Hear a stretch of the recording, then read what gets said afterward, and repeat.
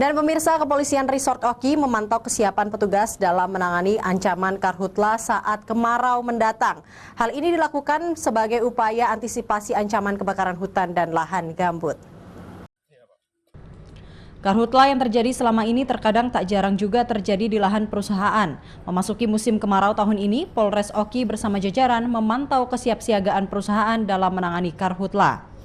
Di bawah komando Wakapolres Oki, Kompol Dwi Citra, didampingi Kabak OPS, Kompol Iksan beserta rombongan, memastikan perusahaan yang ada tersebut benar-benar mapan dalam persiapan menghadapi bencana karhutla. Adapun perusahaan yang menjadi titik pantau diantaranya PT Kelantan Sakti, PT Tempirai, dan PT Rambang. Pemantauan mulai dari peralatan personil dan antisipasi berikut langkah konkret serta strategi perusahaan dalam mengatasi ancaman kebakaran hutan dan lahan gambut. Persiapan menghadapi karhutla ada di 3 titik di 3 perusahaan. Pertama PT Kelantan Sakti, kemudian PT Tempirai, dan ketiga di PT Rambang.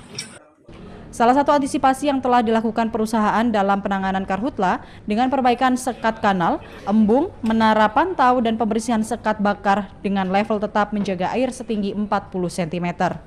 Jikapun karhutla terjadi, langsung dipadamkan regu pemadam hingga titik api dipastikan benar-benar padam.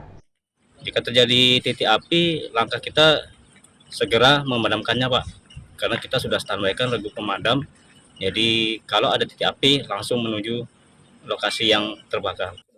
Warga dihimbau untuk tidak membuka lahan dengan cara membakar sebab akan terkena sanksi hukum.